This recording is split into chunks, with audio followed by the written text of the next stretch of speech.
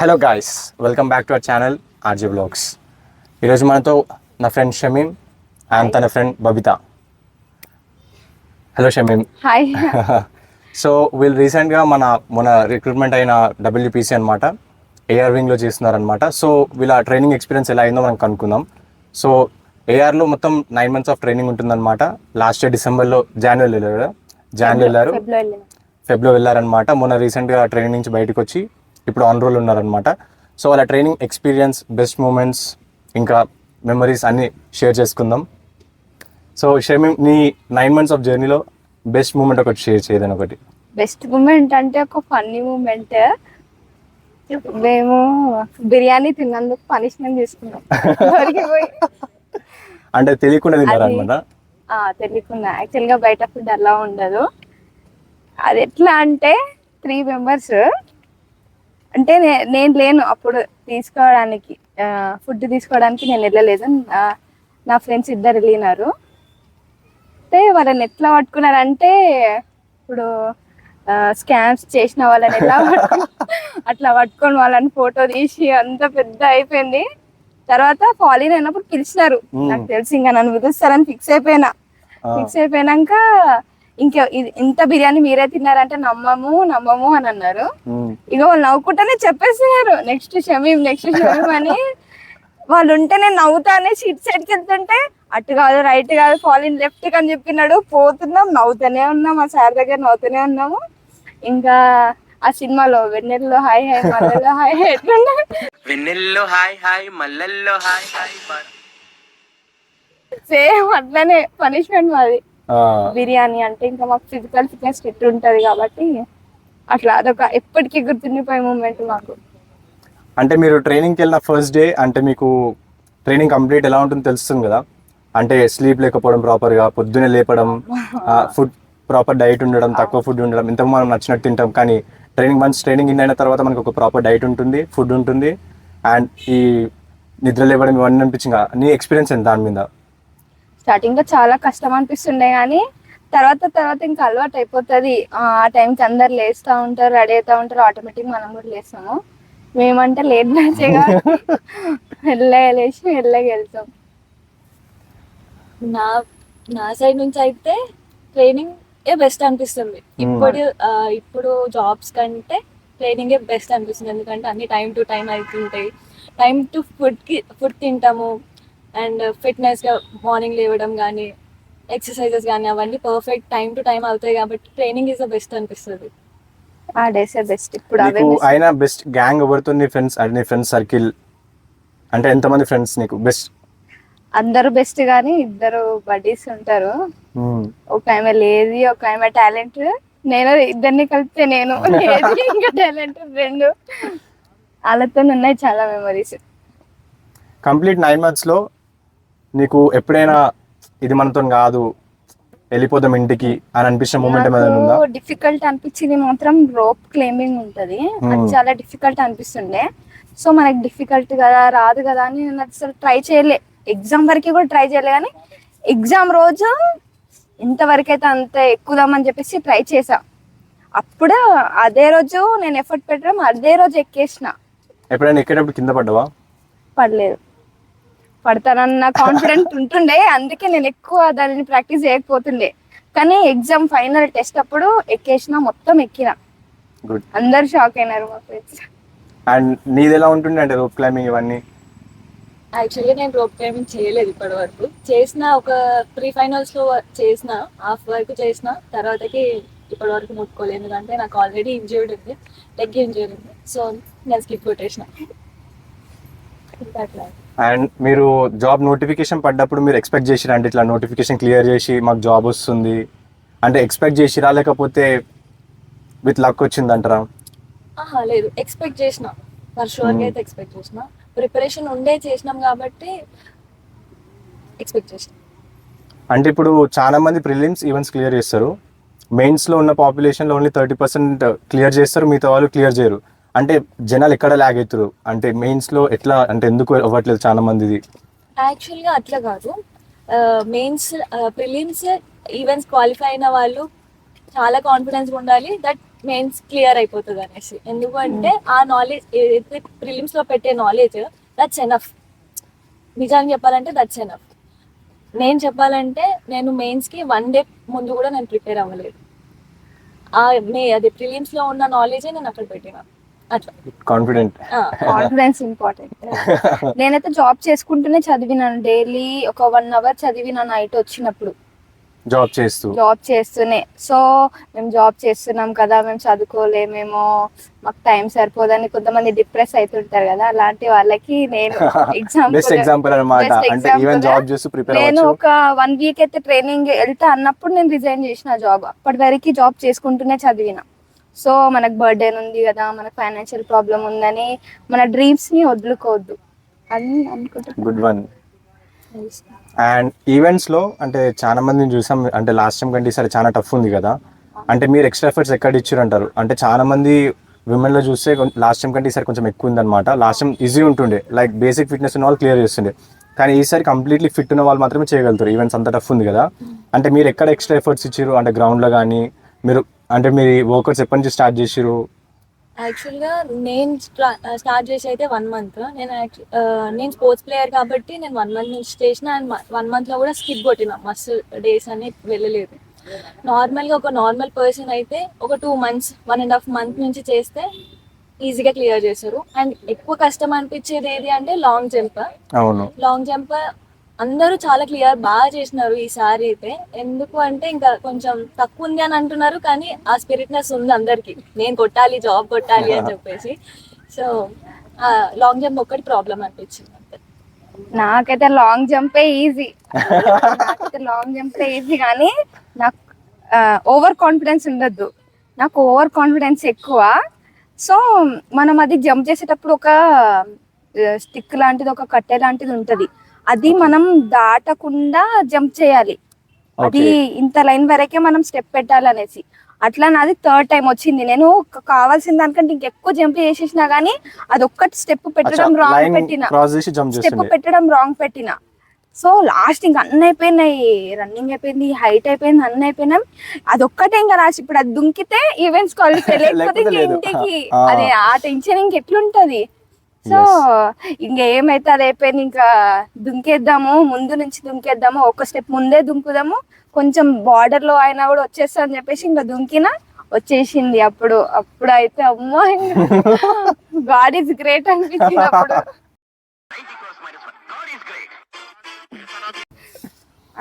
And events clear చేయగానే అంటే మీరు మెయిన్స్ వెంబడినే ప్రిపరేషన్ స్టార్ట్ చేసిరా, కొంచెం లైట్ తీసుకొని ప్రిపేర్ అయిదామని చెప్పేసి?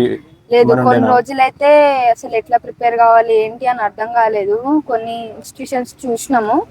తర్వాత మా సార్ ఒక సార్ సజెస్ట్ చేస్తే ఒక ఇన్స్టిట్యూట్కి వెళ్ళి అందులో ఒక డైలీ ఒక 1 hour వింటుండే క్లాసెస్ అంతే. అది కూడా ఒక్కొక్కసారి టైం దొరకకపోతుండే. నేను ఇట్లా వెళ్తాను, కొంచెం క్లాస్ అవుతుంది, మళ్ళీ నాకు ఆఫీస్కి టైం అవుతుంది, ఇంకా వెళ్ళిపోతుండే, రన్ చేసుకుంటూ వెళ్ళిపోతుండే. మళ్ళీ నైట్ వచ్చిన తర్వాత నైట్ యూట్యూబ్లో చూసుకొని అట్లా చదువుతుండే. Telangana history basics.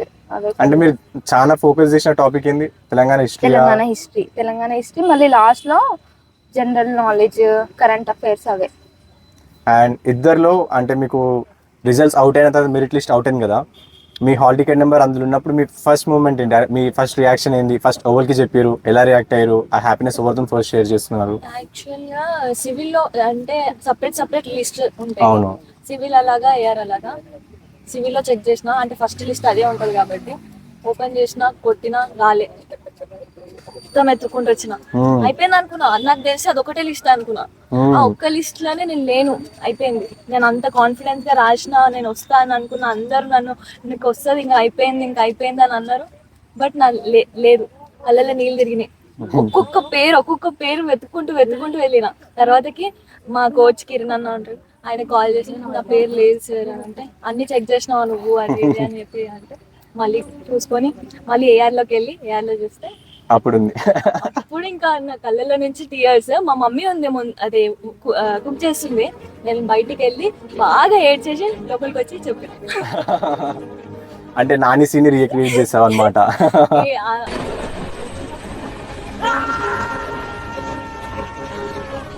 ఆ టైంలో నాకేం ఫుల్ టీయర్స్, ఫుల్ ఇట్లా ఏడుపు వచ్చేసింది. బయటికి పోయి మొత్తం బయటికి తీసుకొని అండ్ నేనైతే అసలు నాకు చాలా భయమైంది.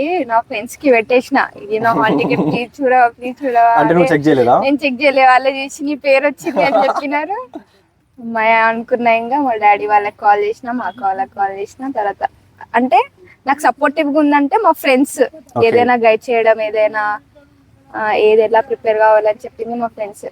ఓకే, అంటే ఫస్ట్ ఆ హ్యాపీనెస్ ఎవరితో షేర్ చేసుకున్నావు? ఫస్ట్ మా ఫ్రెండ్స్ చూసినారు కాబట్టి మా ఫ్రెండ్స్ తోనే, తర్వాత మా మమ్మీ వాళ్ళకి, మా డాడీకి, తర్వాత మా అక్కకి కాల్ చేసిన. అంటే నాకు రాదేమో అని చెప్పేసి నేను ఫస్ట్ అప్లై చేయనని చెప్పిన, మా అక్కనే ఇంకా ఫోర్స్ చేసి అప్లై చేయించింది. అండ్ మెడికల్ టెస్ట్కి వెళ్ళినప్పుడు అంటే మీ టెన్షన్ ఎలా ఉండే? అంటే క్లియర్ చేస్తామా లేదా అంటే చాలా సేపు వెయిట్ చేస్తాం కదా, ఎర్లీ మార్నింగ్ వెళ్ళిపోయి అక్కడ ఉండడం, మనం వెయిట్ చేయడం హాస్పిటల్లో, క్లియర్ అవుతుందా ఎక్కడైనా మిస్ అవుతుందా టెన్షన్ ఉంటుంది చూడు, అది ఎలా ఎక్స్పీరియన్స్ చేస్తారు మరి? టెన్షన్ అంటే ఆ టెస్టులు వేరా, ఇంకా ఆ టెస్టులు ఒకరికి ఈసీజీ వస్తలేదు, అందరికి టెన్షన్ వల్ల మొత్తం పడిపోతుంది. మొత్తం ఈసీజీ ఎవరికి కూడా కరెక్ట్ రాలేదు. అచ్చా, ఆ మూమెంట్ లో హార్ట్ బీట్ ఆ రూమ్ లోకి వెళ్ళినప్పుడు హార్ట్ బీట్ ఎక్కువ అవుతుంది కదా, సో అది అంత పర్సెంట్ అనేసి ఉంటది, అది మ్యాచ్ అవ్వాలి. సో మన మైండ్ కూల్ ఉండాలి అక్కడ వెళ్ళినప్పుడు. ఆ టెస్టులు ఎట్లుంటాయి అంటే కొన్ని విచిత్రంగా ఉంటాయి అన్నమాట. ఎస్బీఐ ఎంక్వైరీ ఎలా అయ్యింది మీది? ఎస్బీఐ ఎంక్వైరీ అందరు సార్ వాళ్ళందరూ కోఆపరేటివే ఉండే, అంతా ప్రాపర్ గానే చేసినారు. కానీ అన్ని మనం అప్ టు డేట్ ఇన్ఫర్మేషన్ అన్ని కనుక్కుంటూ ఉండాలి. అండ్ మీ నాలెడ్జ్ ప్రకారం ఇప్పుడున్న ఎస్బీఐ ఎంక్వైరీలో అంటే ఎలాంటి కేసెస్ కానీ ఏముంటే ఇంపాక్ట్ అవ్వచ్చు మన వీళ్ళకి ఆస్పిరెంట్స్కి? అంటే క్రిమినల్ కేసెస్ ఉంటే ఇంపాక్ట్ అవుతుందా, లేకపోతే ఎలాంటి మెయింటైన్ చేసుకోవద్దు? మన అండర్ కేసెస్ ఉంటే ఏం కాదు, అండర్ ట్రయల్ కోర్టులో నచ్చేటివి. ఇంకా క్రిమినల్ కేసెస్ ఆన్ గోయింగ్ ఉంటే మాత్రం ఇష్యూ అవుతుంది పక్కా. ఆన్ గోయింగ్ అసలు ఉండదు. మనం ట్రైనింగ్ వెళ్ళేటప్పుడు ప్రాబ్లం కావద్దు. ఇప్పుడు మనం ట్రైనింగ్ లో ఉండి మనం ట్రయల్స్ కి అట్లా అటెండ్ అవ్వలేం కదా. మన మీద క్రిమినల్ అంటే more than some years, I'm not sure, 2-3 years కంటే ఎక్కువ పడే కేసెస్ అంటే దాన్ని ఏం కేసెస్ అంటారు? కాగ్నిజబుల్, నాన్ కాగ్నిజబుల్ కేసెస్ అని ఉంటాయి. వన్స్ మనం స్టెప్ ఇన్ అయితే అన్ని మనకు ఆటోమేటిక్ తెలుస్తూ ఉంటాయి. చిన్న చిన్న వాటికి మనం భయపడాల్సిన అవసరం లేదు. ఇప్పుడు ఫ్రెండ్స్ చిన్న గొడవలు అలాంటివి ఏం కాదు. అందుకే అంటే ఈ మధ్య చాలా మంది ఎట్లా అంటే క్లియర్ చేసి ఎస్బీఐ ఎంక్వైరీ ముందు చాలా టెన్షన్ పడుతున్నారు అనమాట. చిన్న పిటి కేసెస్ ఉంటుంటాయి కదా, డ్రంక్ అండ్ డ్రైవ్ అని ఇలాంటివన్నీ చిన్న ఉన్నాయి, భయపడుతున్నారు. అట్లా అని డ్రంక్ అండ్ డ్రైవ్ చేసుకోండి, చిన్న కొట్టుకోండి అని కాదు. ఎస్బీఐ గురించి హెల్ప్ అవుతుంది అని అంతే. ఇంకా బెస్ట్ గా అంటే సార్ వాళ్ళు, మీరు వన్స్ స్టెప్ ఇన్ అయితే మీకు అర్థమవుతుంటే వాళ్ళు చెప్తూ ఉంటారు, సజెస్ట్ చేస్తారు సార్ వాళ్ళు. అందరు డిపార్ట్మెంట్ లో హెల్ప్ఫుల్ ఉంటారు. నేను హెల్ప్ఫుల్ ఉండరేమో, డిపార్ట్మెంట్ అంటే స్ట్రిక్ట్ ఏమో అలా అనుకుని వెళ్ళినాను. కానీ వెళ్ళిన తర్వాత అర్థమైంది డిపార్ట్మెంట్ చాలా బాగుంటది. ఇంకా డిపార్ట్మెంట్ లో వాళ్ళకే ఇంకా పేషెన్స్ ఎక్కువ ఉండాలి, ఓపిక ఎక్కువ ఉండాలి, నాలెడ్జ్ ఎక్కువ ఉండాలి, ఫ్రెండ్లీనెస్ ఉండాలి, హెల్ప్ఫుల్నెస్ ఉండాలి. మాకే ఇంపార్టెంట్ ఎక్కువ అన్ని. అండ్ మీలో అంటే మీరు బిఫోర్ జాబ్ రోల్ ఎక్కక ముందు మీరు ఎలా ఉండే, జాబ్ రోల్ ఎక్కిన తర్వాత అంటే యూనిఫామ్ వేసిన తర్వాత, డ్యూటీస్ చేసిన తర్వాత మీలో ఏం చేంజెస్ వచ్చినాయి? అంటే మీ మెంటల్ ఇది స్ట్రాంగ్ అవ్వడం కానీ. మేము ట్రైనింగ్ లో ఉన్నప్పుడు మాకు ఎక్కువ రెస్పాన్సిబిలిటీస్ ఏం లేవు. ఇక్కడ మేము చిన్న మిస్టేక్ మాత్రం ఏమైనా అయినా కూడా ఎక్కువ ఎక్స్పోజ్ అయిపోతుంది. సో మాకు పేషెన్స్, కేర్ఫుల్నెస్ చాలా ఉండాలి. అవును, పేషెన్స్, మెయిన్లీ పేషెన్స్. అక్కడ మేము కిడ్స్ ఒక స్కూల్ లాగానే అన్నమాట. సార్ వాళ్ళు అంతా స్ట్రిక్ట్ గా ఉంటారు, but at the end of the day మేము స్టూడెంట్స్. ఇప్పుడు మేము సొసైటీకి ఒక ఎగ్జాంపుల్, రోల్ మోడల్, ఒక టీచర్ లాగానే, కాబట్టి మేము మిస్టేక్ చేయొద్దు. ఆబ్వియస్లీ వాట్ వి గెయిన్ అనేది దగ్గరకు వస్తే రెస్పెక్ట్. ఎక్కడికి వెళ్ళినా రెస్పెక్ట్. చూడంగానే భయపడతారు. ఆడపిల్ల మా దగ్గరకు అసలే రారు, మమ్మల్ని చూడని కూడా చూడరు. అండ్ బస్ లో వెళ్తే కూర్చోమ్మా అని అంటారు. కండక్టర్ సార్ అందరినీ ఆధార్ కార్డు అడుగుతా ఉంటుంటే మమ్మల్ని యూనిఫామ్ చేసేసి అంటే ఒక ఐడెంటిటీ ఉంది. పబ్లిక్ కి మమ్మల్ని చూస్తే ఒక Identity. వాళ్ళకి Respect. రెస్పెక్ట్, ఒక ధైర్యం. మమ్మల్ని చూడంగానే యూనిఫామే డ్యూటీ చేస్తుంది ఫస్ట్ థింగ్.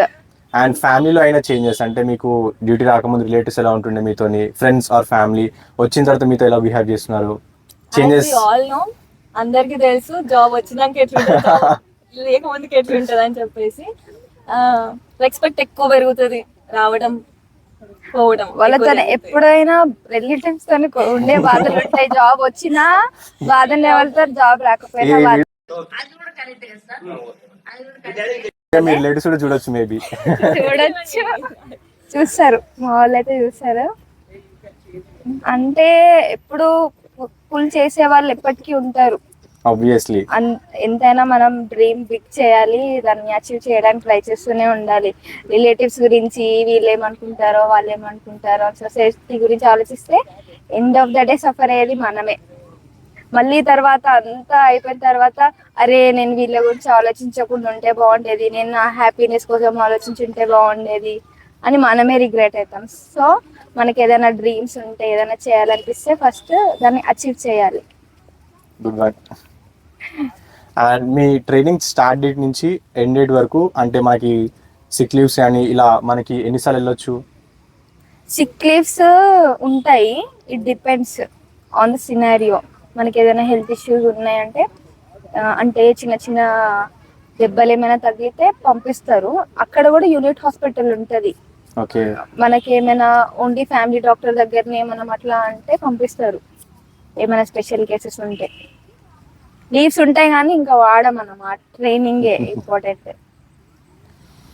ఈ 9 months మీ ట్రైనింగ్ పీరియడ్లో అంటే మీకు బేస్ క్యాంప్ అనేది మిడిల్లో వస్తుంది కదా, లాస్ట్లో ట్రైనింగ్ అయిపోయే ముందు, దాని ఎక్స్పీరియన్స్ ఏంది బేస్ క్యాంప్?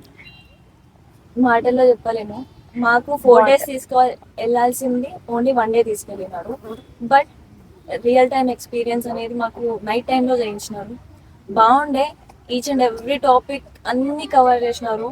కోఆర్డినేట్స్ ఇట్లాంటివన్నీ ఉంటాయి అన్నమాట. మనము అన్ని లైఫ్ ఎనిమీస్ ని ఎలా, వాళ్ళు అటాక్ ఎలా చేస్తారు, మనం డిఫెన్స్ ఎలా చేసుకోవాలి అని అది ఒక రియల్ పబ్జి అన్నమాట.